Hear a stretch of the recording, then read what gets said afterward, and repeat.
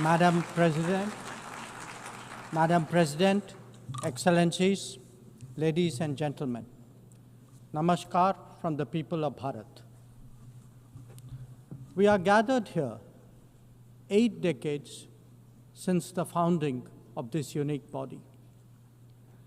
The UN Charter calls on us not just to prevent war, but to build peace.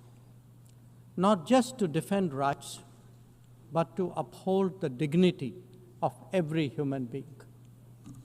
It challenges us to stand as good neighbors, uniting our strength so that generations to come inherit a world of justice, of progress, and of lasting freedom. Madam President, forces unleashed by history since the founding of the UN propelled this body forward. As decolonization advanced, the world began to return to its natural diversity. The membership of the United Nations quadrupled, and the organization's role and remit grew significantly. In the era of globalization, its agenda evolved even further. Development goals took center stage, even as climate change emerged as a shared priority. Trade acquired greater prominence, while food and health access were recognized as essential to global well-being. Where security was concerned, the UN undertook peacekeeping operations and promoted disarmament discussions. As a result, the UN became a natural platform to debate key global issues. Madam President, we must ask ourselves today, how has the UN lived up to expectations? And just look at the state of the world. There are 2 significant conflicts underway, one in Ukraine and the other in the Middle East, West Asia. Innumerable other hotspots don't even make the news. The slow progress of the SDG Agenda 2030 presents a sorry picture. On climate change, the reality is of recirculated commitments and creative accounting. If climate action itself is questioned, what hope is there for climate justice? When a once-in-a-century pandemic hits us, we saw open discrimination in access to vaccines and to travel. Energy and food security have been the first casualties of conflict and disruption, especially since 2022. Better-off societies insulated themselves by having the first call. The resource-stressed ones scrambled to survive, only to hear sanctimonious lectures thereafter. When it came to trade, non-market practices gamed rules and regimes. The resulting concentration exposed the world to leveraging. On top of that, we now see tariff volatility and uncertain market access. As a result, de-risking is a growing compulsion, whether from limited sources of supply or over-dependence on a particular market. Economic concerns have other dimensions as well. Heightened technology control is one. The grip on supply chains and critical minerals is another. The shaping of connectivity is no less sensitive. Protection of key sea lanes has become a challenge. Restricting the evolution of a global workplace is an issue. Each makes a compelling case for more international cooperation, not less. But are we really headed in that direction? And where has the UN actually made a difference? Madam President, As members of the UN, we meet here as sovereign equals. That is not a formalism, but a recognition of the inherent diversity of our world. Understandably, we have different history, traditions, heritage, and culture. For them to coexist, for them to enrich each other, it is imperative that we foster understanding and respect. This will only happen when we resist political interference and economic pressures, when narratives are free of prejudice, when double standards are abjured, and when pluralism is truly appreciated. Madam President, Excellencies, while asserting our rights, we must also firmly face up to threats. Countering terrorism is a particular priority because it synthesizes bigotry, violence, intolerance, and fear. India has confronted this challenge since independence, having a neighbor that is an epicenter of global terrorism. For decades now, major international terrorist attacks are traced back to that one country. UN's designated lists of terrorists are replete with its nationals. The most recent example of cross-border barbarism was the murder of innocent tourists in Pahalgam in April this year. India exercised its right to defend its people against terrorism and brought its organizers and perpetrators to justice. Because terrorism is a shared threat, Madam President, it is essential that there is much deeper international cooperation.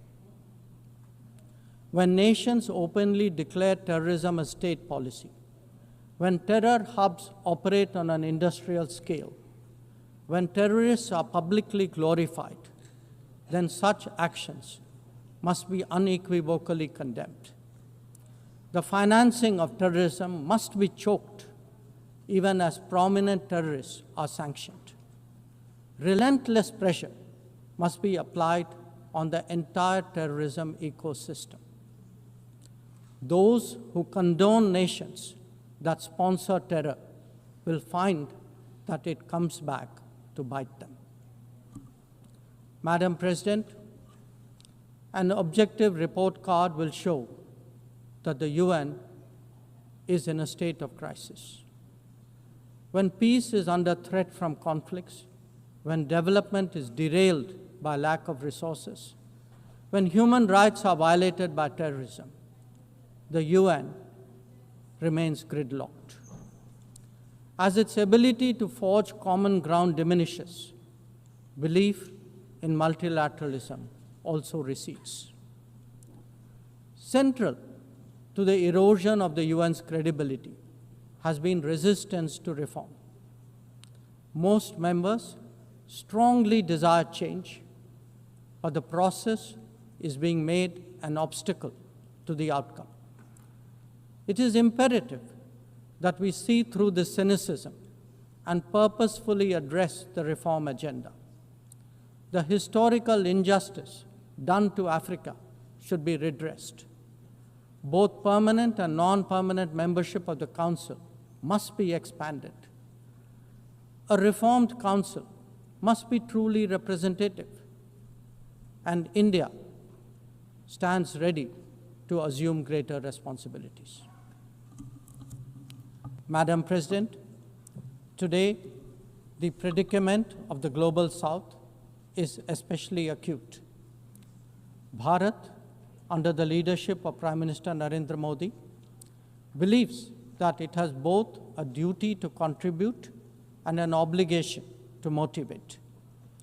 That is why we have undertaken more than 600 major development projects in 78 countries, as well as innumerable community-based initiatives. They range from large infrastructure to small livelihoods, from capacity building to people's welfare, from concrete assets to education and training. Turbulent times require that we step forward during moments of crisis. India has been forthcoming in that regard, especially in its immediate vicinity. Whether it is finance, food, fertilizer, or fuel, we have responded to the urgent requirements of our neighbors. Madam President, climate events and conflicts have created a demand for HADR assistance. Reflecting our growing capabilities, Bharat has endeavored to be a first responder. Be it essential medicines or relief supplies, the operations of a field hospital or limb fitment camps, these efforts covered 19 nations last year. The people of Afghanistan and those of Myanmar saw India extend its hand during recent earthquakes. Our efforts at ensuring safe commerce, combating piracy, and preventing attacks on shipping in the Northern Arabian Sea also bear mention. And the Indian tradition of UN peacekeeping operations continues in the Democratic Republic of Congo, in Western Sahara, Central African Republic, Golan Heights, Cyprus, Lebanon, Abyei, South Sudan, and Somalia.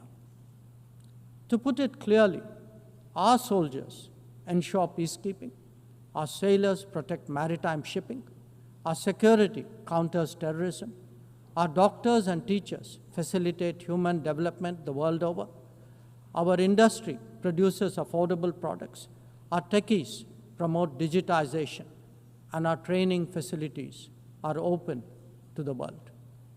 These remain the core of our foreign policy. Madam President, each one of us has the opportunity of contributing to peace and prosperity. In the case of conflicts, especially Ukraine and Gaza, even those not directly involved have felt its impact. Nations who can engage all sides must step up in the search for solutions. India calls for an end to hostilities and will support any initiative that will help restore peace. The last decade in Bharat has also seen transformative changes due to the vision of Prime Minister Modi. Our digital public infrastructure has redefined governance and enabled delivery of public services on an unprecedented scale. Our startup ecosystem, innovation culture, and microfinance are changing the face of society. Our rapidly growing infrastructure facilitates both ease of doing business and ease of living for citizens. India remains committed to sharing its experiences and tools with others on their journey of development. Artificial intelligence as a horizontal and cross-cutting technology has a particular promise for development. India's approach is to harness it responsibly for human welfare. Inclusion and impact will be the watchwords for the summit that India will host in 2026. Madam President, Bharat approaches the contemporary world guided by three key concepts. One, Atmanirbharta, or self-reliance. That means developing our own capabilities, building our own strengths, and nurturing our own talent. We see its results already, be it in manufacturing, in space programs, in pharma production, or in digital applications. Make, innovate, and design in India also benefit the world. Two, Atma Raksha, or securing oneself. We remain determined to protect our people and secure their interests at home and abroad. That means zero tolerance for terrorism, robust defense of our borders, forging partnerships beyond, and assisting our community abroad. And 3, Atma Vishwas, or self-confidence. As the most populous nation, as a civilizational state, as a rapidly growing major economy, we are confident about who we are and what we will be. Bharat will always maintain its freedom of choice and will always be a voice of the Global South. Madam President, these are certainly challenging times for the international community. Many of our assumptions and expectations no longer hold. In such circumstances, it is imperative to stay strong, to hold firm, and to deepen friendships. International cooperation must prevail because islands of prosperity cannot flourish in an ocean of turbulence. A world order requires common purpose, as it does empathy for others. That is where we look to the United Nations. Madam President, every member who can make this world a better place must have the opportunity to do their utmost.